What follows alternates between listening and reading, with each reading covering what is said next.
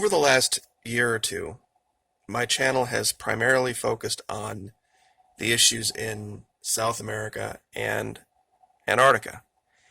Usually the two don't have anything to do with each other, but I was laying in bed last night, and right before I fell asleep, something came to me about what these two places have in common. If you go back 500 or 600 years in our history, this was the New World, largely unexplored. And if you were tired of living under the Pope, the Spanish crown, the King of England, King of France, whomever, you had a place you could go. It wasn't safe. The journey was perilous and very difficult, and many people disappeared, and were never heard from again. But it was a frontier of the unknown.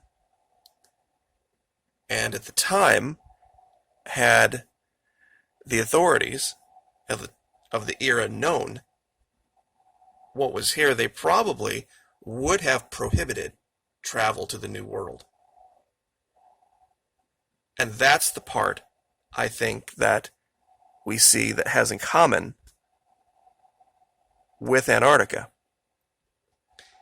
So many strange parallels between Antarctica and the New World. It's dangerous, that's true, largely uncharted and unexplored.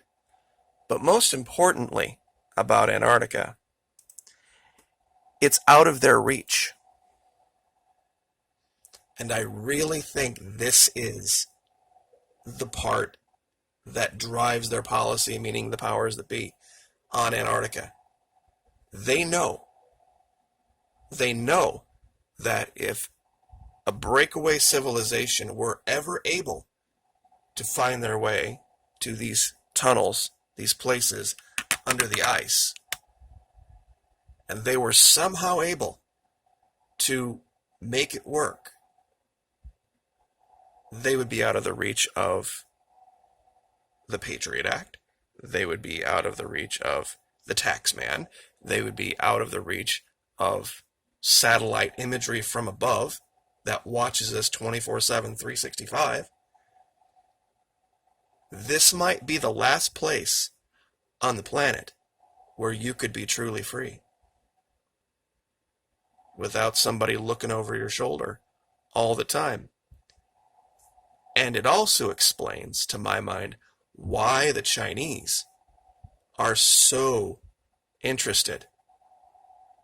It's not the ice or the snow or the rock or the wind. They want to make sure they control it so that they don't see a mass exodus of their populations. And that's why DC and China are shoulder to shoulder, no light between them, in this particular aspect of watching your populations, controlling your populations, keeping them poor, and keeping them promoting the idea of enriching a few, and why social democracy has to be destroyed at all cost. This is why we see Venezuela and Bolivia being destroyed, because they didn't have socialism where you tax the rich and give it to the poor. They had social democracy where the common good was paramount. No one was allowed to be a billionaire while there were starving people. But imagine what a life like that would be like. Would it be dangerous? Sure. Living in a place like this, we got different settlements and these large caverns and tunnels and places to live. They couldn't find you. They couldn't get to you. And those people that like to live under the blanket of government-provided security, I suppose you wouldn't like it. That's the vast majority of Americans. But for those few souls that would rather be free, that rugged individualism, this could be the beginning of an incredible journey there would be challenges just like there were with the people that came to the New World.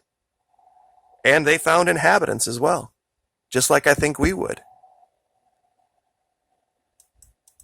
I found a couple new things down here, and I think it just goes along with the hundreds of other things that we've shown.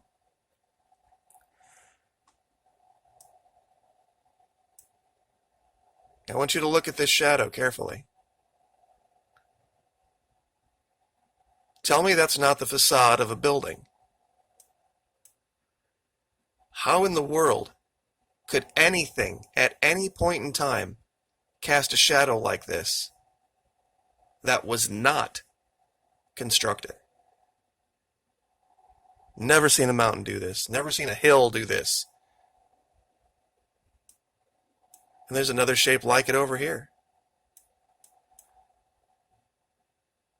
So many things down here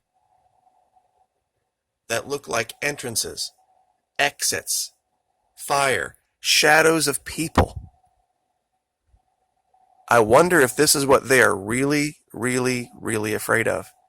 This getting into the mass consciousness that there's a place to go. Look at these shapes in the ice. How can anyone look at this and say,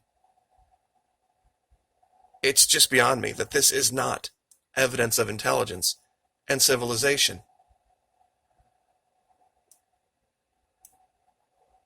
There's an area the size of 3/4 of the United States down there, unexplored, officially.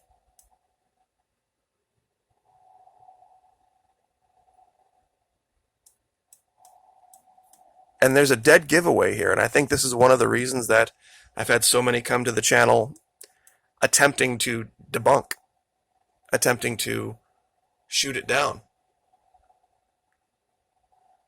And believe me, this channel is one of the most, I don't even know what the word is they use, blocked.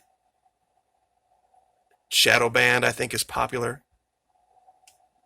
You can type in the word Florida, space, M-A, and the name of this channel still won't pop up. It's only when you add the Q, and the only two suggestions that then pop up are Florida Maquis and then Florida Maquis exposed. Nothing positive whatsoever. That's also why I think there's so many channels out there they promote that misspell the channel name, adding the R, the Mar key. What about this? What about just pure science for science's sake? Tell me this doesn't look like some kind of animal, frozen, skeletal, in the ice. I mean, you can look and you can almost see every little detail here. Giant fin, another head, another skull of some kind of a being. We've shown so many of these. And if I wanted to, I could probably go reanalyze over and over and over again other things.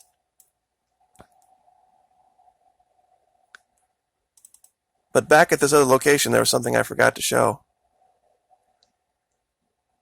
Here's that square shadow. Look over here. Is that not two individuals standing next to each other?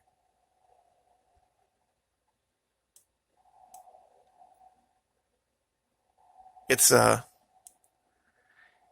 amazing. It gives hope, that maybe there's a civilization down here that didn't lose some of the technology that we lost over the years. Maybe they have found a way with limited sunlight or no sunlight to farm and create agriculture. And if this were to become something where people knew this and there was a place to go, can you imagine the exodus of people that wouldn't want to live under satellite observation every day? Ironically, this all being discovered by satellites is kind of funny.